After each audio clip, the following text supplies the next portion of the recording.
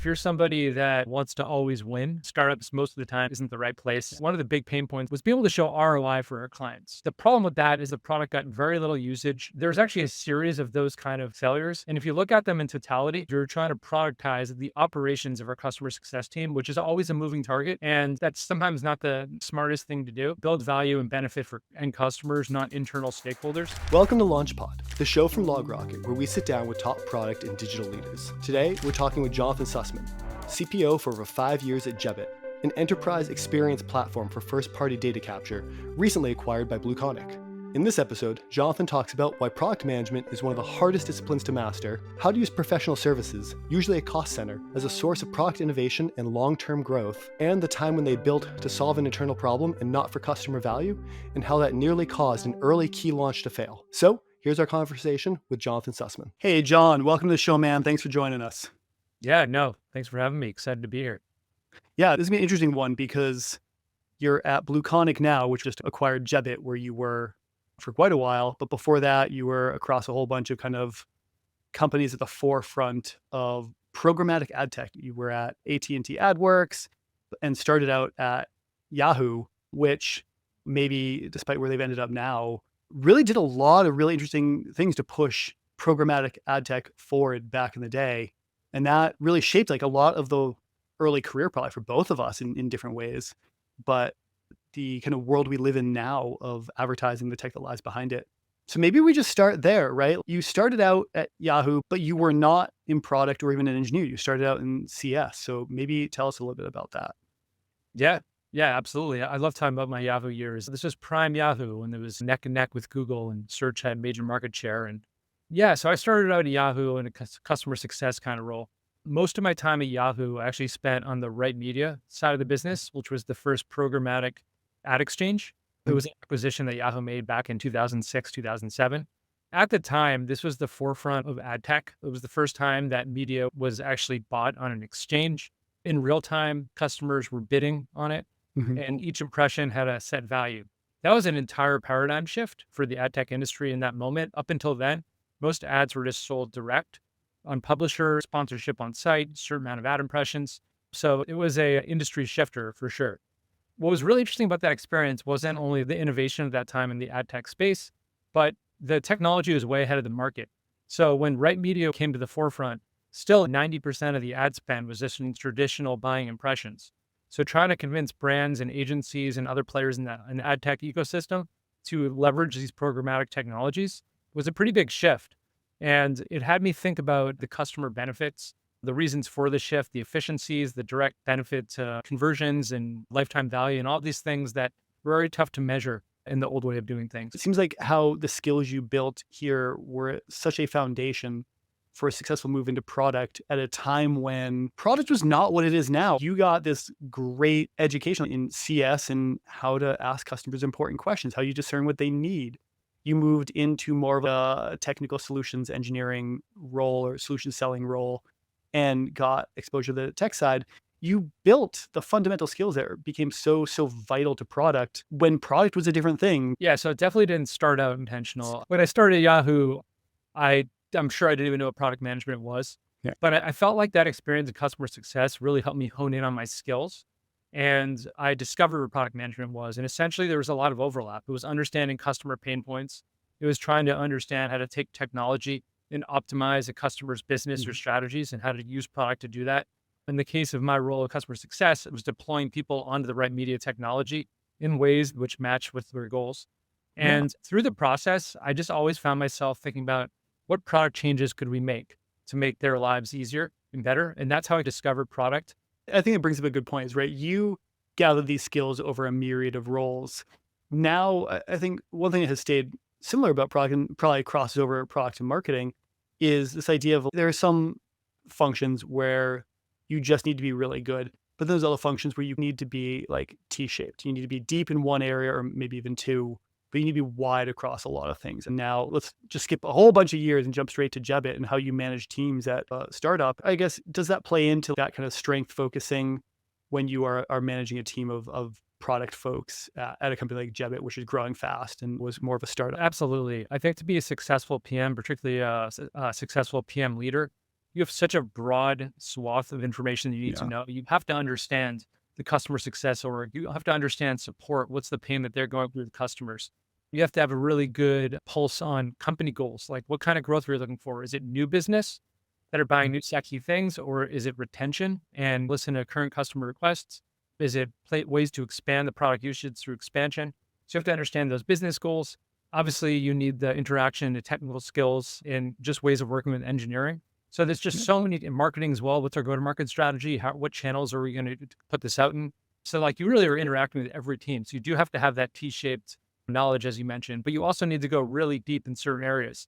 Ultimately, how a product is built, you need to ask the right questions, identify the right pain points, and then work with the team, come up with the right solutions. You're going deeper than anybody with those solutions. It's leveraged based off of the data, the inputs from the different teams, and coming up with the right thing that works and the rollout strategy. So product is definitely not like a siloed function role. You No. need to have mastery to some degree of everything around it, as you mentioned. One commentary and then one question, but I think one thing I've greatly appreciated over seeing software evolve in the past 20 years is I do think companies have gotten better about understanding these parts have to play together, right? You can't build something in engineering that you don't have the go-to-market for, or the sales for, or the product understanding for. Similarly, though, you can't sell something you don't have.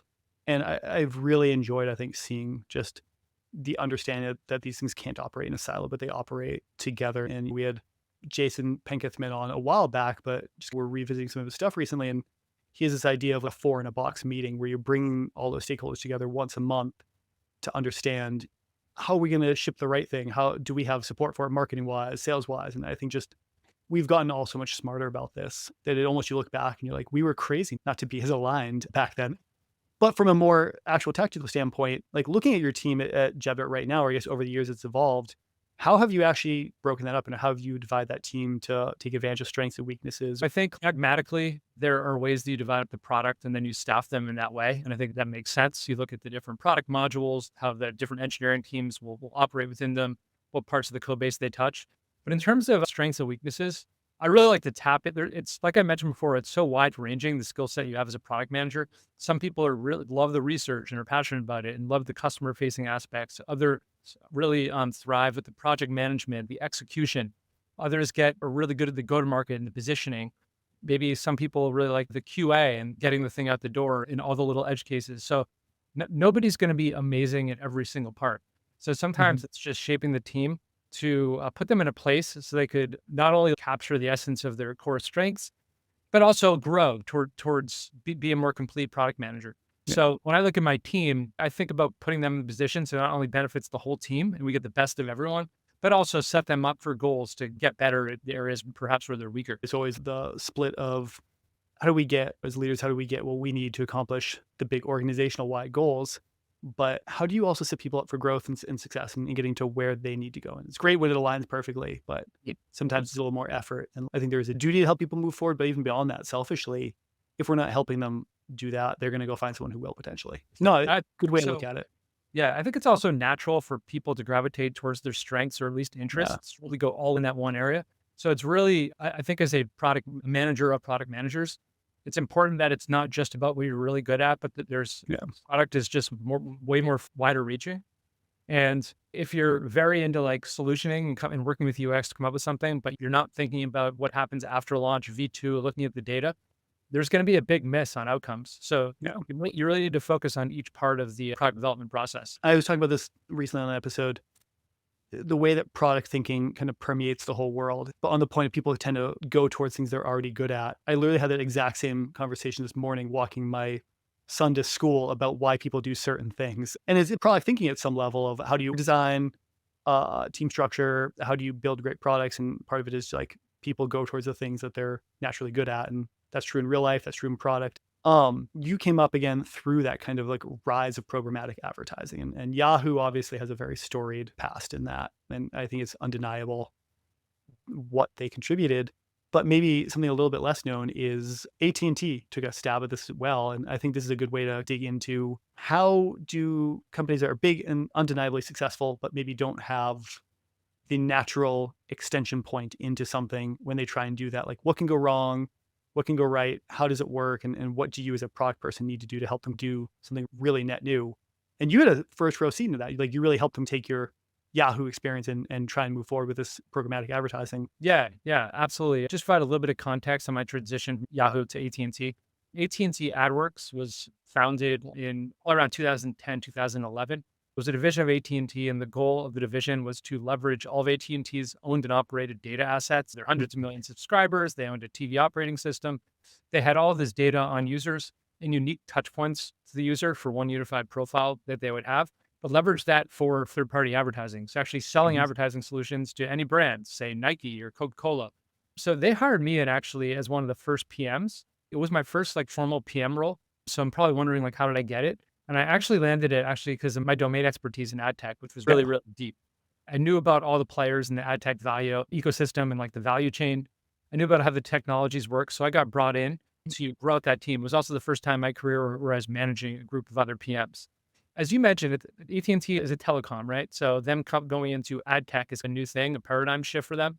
So actually, this is a great opportunity for me to rethink the way that I was thinking about products from what are the pieces of the tech stack and what we're solving to customer benefits. And when I was thinking about in that context, explaining customer benefits to people that are trying to sell the solution, trying to people that are buy the solution as opposed to actual solutions themselves was actually a really nice framing for me to rethink these things. If the people that are selling it around me, the people that are managing the accounts are thinking about it in customer benefits, and that's how I'm thinking about the product, it helped really drive the whole motion forward. So that was different. That muscle was not entirely there at Yahoo because the people Mhm. that we were working with were a little bit more savvy within ad tech, but totally new domain for AT&T. And so I guess running through that, clearly there were a lot of data advantages and probably something maybe looking back, had they taken it now and attempted now, there's probably a lot of benefits that would have been had right now if they'd tried it again with the TV operating system and a lot of other things where there's a lot bigger networks to plug into. But you ultimately moved on from there. Was it just the initiative around AdWorks never quite got off the ground, or what drove your next move there? Yeah, AdWorks actually had pretty significant growth. It's also Yeah. nice when you have owned and operated assets, you could grow revenue pretty quickly. They did pivot a couple times along the way, but I left AT&T and at that point I moved into the startup world and I've never Mhm. looked since. So first half of my career was at large companies like Yahoo and AT&T. And since 2012, 2013, I've pivoted my focus to startups. Nice. And that is, I think maybe people will say, not always the easiest move to make. So you moved on to startups, and I think oftentimes one of the ways people look at startups, or a romantic view people take, is you look at these successful startups and they start at like seed round as two or three people in a garage, and they end up way up here. And the narrative or the book written post is like up into the right straight line. People think about Airbnb and it's just like they started, they had a little hiccup figuring it out. They made cereal boxes. South by Southwest happened. Bam, multi-billion-dollar company. Literally, And yeah. yeah, and that's how it was at Jebbit too. It's just like pure up and to the right. But people often, I think, and wrongly so, gloss over a lot of the friction that people went through and the work people put in to not just overcome maybe what is next thing you do, or how to create the right product, but the problems that arise throughout the whole thing. I think it's something we've keyed in on generally is you face a lot of challenges in product, and it's really how you respond to those things that go wrong that define, I think, the outcomes of a company. Looking at the move into ad tech for AT&T, and some things went right, some things went wrong, and ultimately they did pretty well. Moving into Jebbit, it sounds maybe there are some generally things have gone really well. You guys had a great exit, and by the way, congrats on the semi-recent acquisition there by BlueConic. But early on, I think there's a story about something you guys built that was just dead on wrong, and I understand why you did it, and it just ended up not going right. Yeah. If you're somebody that wants to always win, startups most of the time isn't the right place It's a through the bad journey. area if you can't Yeah, stand losing. particularly when you join a company, you say pre-product market fit, or it's a new market category like Jebbit was when I joined. There's just a lot of ups and downs you experience, but honestly, it's all about the learnings. You're not always winning, you're learning and you're adapting. And I think that's key for any role at any company with a startup, but particularly product. There's a whole bunch of different reasons why product failures could happen. Generally speaking, something that I think I learned earlier in my career is get engineering involved early. Sometimes the product and UX will be so far ahead of engineering that you get to the point where you want to implement and there's tech feasibility problems that you run into. And you're dictating the how, but engineering should be involved. So that's something that I definitely advocate for anybody that is working within an engineering team. The model has always worked when you keep the engineer, the product, and UX involved at all times at different levels. So in my early stage Jebbit, one of the big pain points we heard from our customer success team was being able to show ROI for our clients in the actual platform itself. So the idea in nature was to create a dashboard where customers can go in and enter their goals and values. And therefore, we have goals to measure ourselves against. And the problem with that is that there's operational friction for them to enter those goals. And sometimes they don't even know what those goals are to begin with. And it's a moving target they have to continuously update. So what ended up happening was the product got very little usage, or it was outdated data and it wasn't used in a practical way. There's actually a series of those kind of failures. And if you look at them in totality, what we were trying to do is we were trying to productize the operations of our customer success team, which is always a moving target. And that's sometimes it's not the smartest thing to do. Build value and benefit for end customers, not internal stakeholders. And that was something I think we learned early on. We did end up solving the problem by integrating with other data sources like attribution vendors and whatnot, pull that Mhm. data directly into Jebbit, go directly to the source system as opposed to a manual order entry system. So that was just an example of a product and feature, just a general way of thinking, which did not work out. Yeah, and just for everyone's benefit, Jebit, what you guys do is basically help create experiences for your customers where they can use that to gather user data and use that, right? Exactly, first party data. It's a first party data collection tool through these interactive, engaging experiences. Right. And so it sounds like you found yourself looking at how are we solving this problem that our internal team is having, and the outcome is it didn't solve customer needs very well because you weren't really maybe weren't looking at them as closely as you were looking at the CS team themselves. How did the second solution better serve customer needs there? Or is that what ended up happening? Yeah. So in this particular case, when you're talking about ROI, and in this case, it's the impact Jebbit has on some sort of conversion on your website. That's the use case Mhm. right now in particular. Us integrating directly with like a Shopify, like so we have a Shopify app, for example, integrating directly with Shopify and getting the actual order data back into our system and being able to attribute that way is directly from the source. There's no order entry, there's no friction at all. It just works. Integrating directly with like a Google Analytics. So the direct integrations, maybe a larger lift up front to get that in place, but it scales much better. And Mhm. frankly, customers have way more trust in it, let alone the usability and operational efficiencies. And so if I'm understanding right, the first focus was more around how do you gather those ROI numbers for the CS team to come back to their customers and talk about it that way? In theory, it makes a lot of sense. If you think about, Right. say, a customer success person is setting up a QBR of the customer and wants to go through the metrics and share the stories and use it as a case study, it makes a Mhm. lot of sense why you want that data. Having the customer enter it and have that as part of the onboarding process is a moving target. And it was really hard to get adoption of that tool. Right. Looking at how you guys did discover around this and came to goals for what we'll call like phase one and phase two, what did it look like doing the research to put together a project plan that led to the kind of first piece where you were asking customers to manually enter the goals they had and that kind of thing? This was the phase one, phase two of the product that Yeah. failed, but we did do adequate research because the need was absolutely there. It was the Right. right problem. It was just solved in a way which was not scalable and didn't work. I took that, and that wasn't the only time we failed in that arena of trying to Yeah. operationally productize like operations. But over time, unfortunately, we learned from our failures in a series of those. And we have a bunch of things to go back. The requests keep coming in for those kind of solutions. And now we have, hey guys, this doesn't work. Let's try to find another solution. There's the famous quote from Thomas Edison about when he discovered tungsten is the element that worked really well for the light bulb, for the filament. I don't think this is a real thing that happened, but it seems like a nice allegory of generally what happened. His reporter asked him, how does it feel to fail 99 times before you succeeded? And his answer was, I didn't fail 99 times. I successfully found 99 things that didn't work. And I think people undercount the value of what we learned from these things and the contribution to basic research that you can apply later and later if you keep track of your losses and don't count them as, oh, we lost and we messed up, or we learned something important here and let's move on. In this case, you had the right problem to solve. It was customer ROI and attribution. And maybe the first attempt at solving it, you had the right thesis, but the wrong, maybe micro execution. But it sounds like the next step you guys took at it was very successful and you were able to solve it by, you said, the direct kind of integration with other tooling. And that really moved the needle for your customers. And it's easy to get locked up in this first loss. But I think if this project is important to solve, let's keep going and find the right answer. Yeah, exactly. And I think my goal is not 100% success and zero failures, like even today. If you get learnings, we're big on postmortems. Even if it's a successful launch, even if like operationally and execution wise, there's some improvements, we always do postmortems, find ways to get better. The expectation is not you're going to hit it out of the park every single time. I don't see that as the North Star.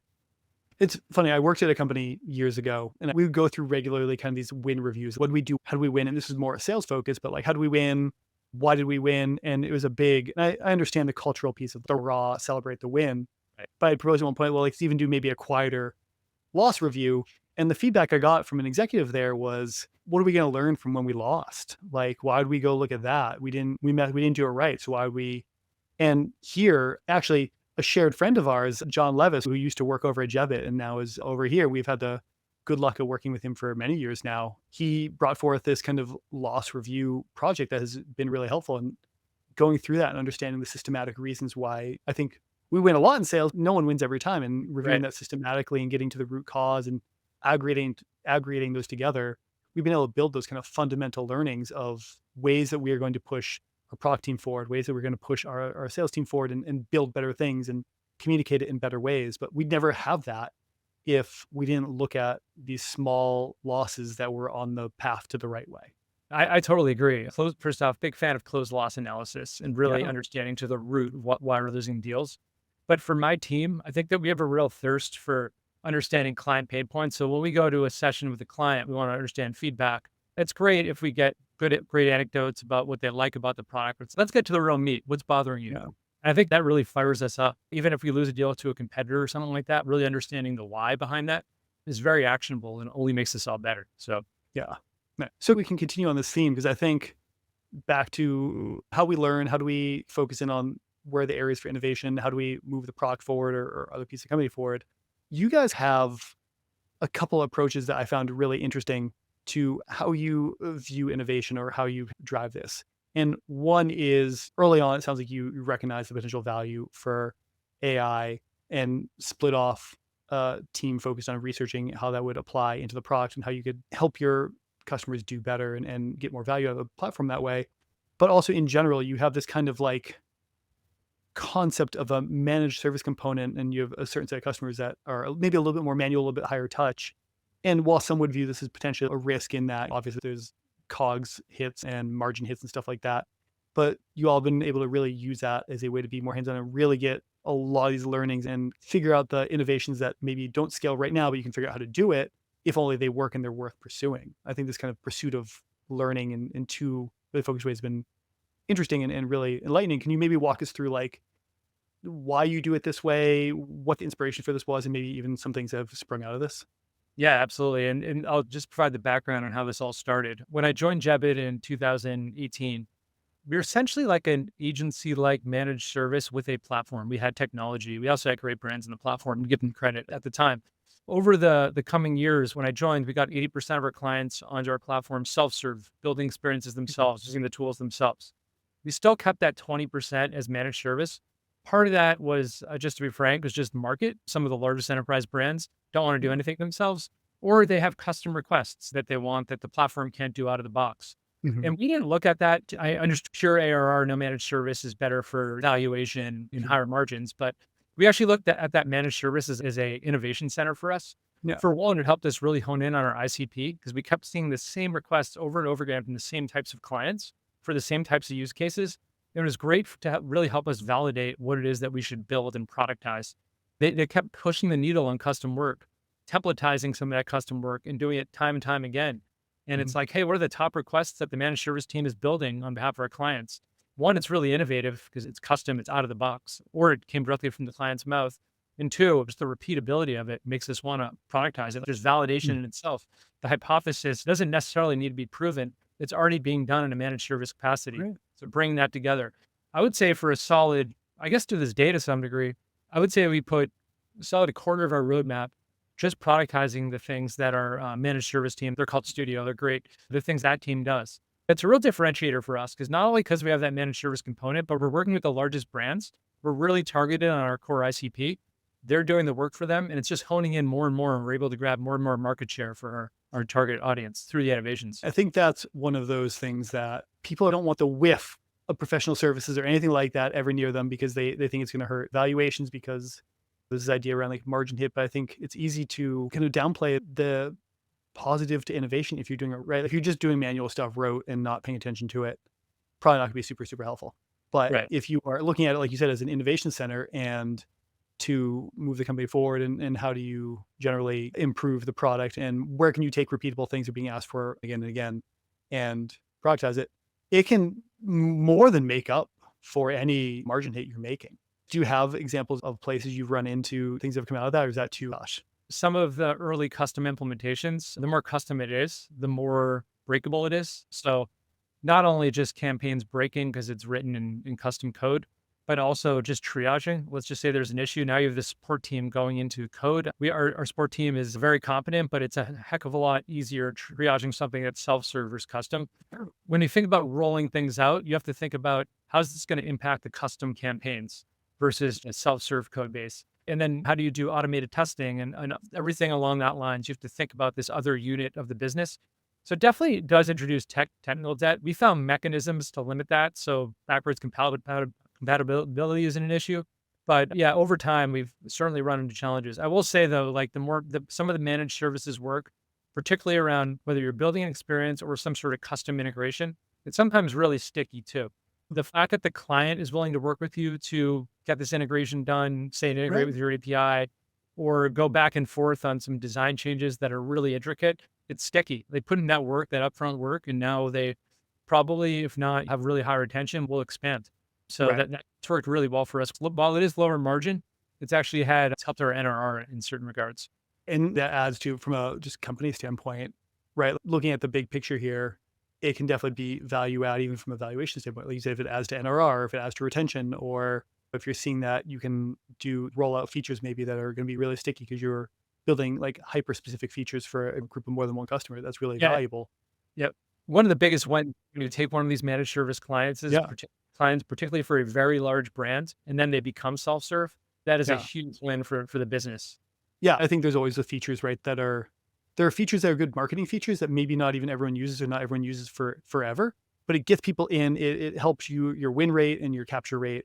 And then over time, you can either A, throughout the sales process, show that maybe they can use the higher margin item and it's better for them, or B, like you said, they can migrate off of the kind of more boutique into the self-serve platform because it's been configured better over time for them. And so we actually had a woman named Susan Stavitsky who's over at CarMax on a while back. And she talked about this example where they were trying to move forward during COVID when car sales were just going wild. They were Yeah. trying to make that process a lot more automated because it took the human out of the loop and made it easier for the person, a higher margin for CarMax. But the beginning of it was literally they built a form they kind of prototyped for people to check in and run and do these valuations for their car on. Uh, but in reality, it was just sending via webhook over to this other spreadsheet that they were seeing. And they were just manually, literally three of them behind a curtain, manually typing stuff in to a computer as they prototyped it.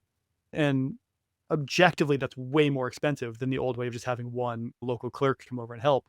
But that allowed them to move into a much more automated, faster turnover situation where they were able to process more cars with lower touch, and that kind of more boutique, higher touch, temporary hit actually led to a lot more efficiency, a lot higher margin gain for them in Yeah. the long run. So one piece I'd love to touch on is maybe looking at the boutique work and the custom work is great, but that does always lead into tech debt. And as a team, how do you guys look at servicing and managing and prioritizing maybe the needs and the asks of these kind of more custom, bigger customers?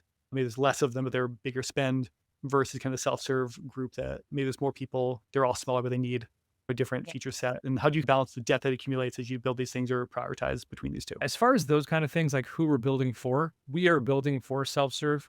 The gap has definitely closed from the early days of when the platform could do less. We were trying to close those gaps over time. And for our core ICP, we absolutely have closed that gap. So 100%, some of our large customers that are managed service are like, hey, when is this coming? I want to be able to do this myself. Those things absolutely come up, but that gap has closed. So I wouldn't say that's necessarily a huge issue today. As far as like general tech debt on the platform, this is something that we look really closely at. The way that we tag Jira so we could see what we're doing for tech debt, what we're doing for strategic roadmap, what's innovation and research, and what bugs. We look at that. We look at the bug tickets coming in. is the platform not as stable as we like right now? Are there areas that need a lot of love and support because they're old and they keep breaking?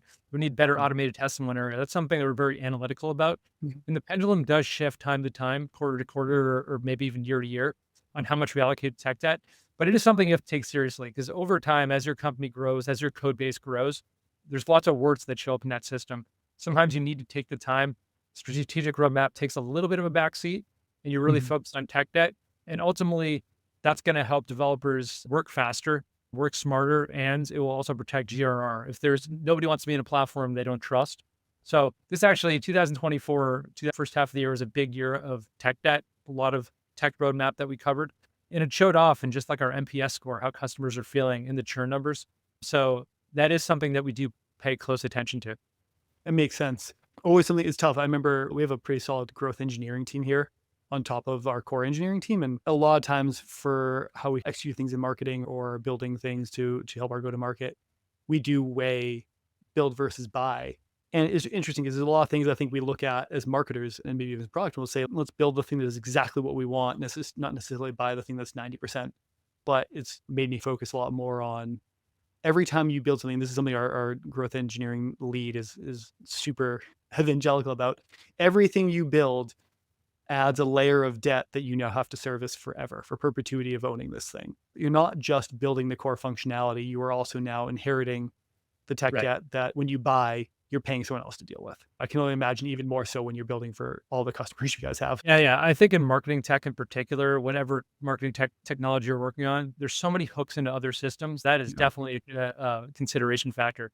Even if you do integrate with another vendor and the application tier is over there, that's still a integration point you have to upkeep. And then when they do an upgrade, you have to do an upgrade. And there's no win either way. But yeah, you're right. This is definitely a consideration factor on build versus buy. Yeah. Well, John, it has been a blast having you on. I appreciate you joining us today. If people want to dig in and ask you more, where's a good spot? I know LinkedIn is always good, but is that a good channel? Other places you prefer? Yeah, hit me up on LinkedIn if you want to learn more about Jebbit or BlueConic, Jebbit.com, BlueConic.com.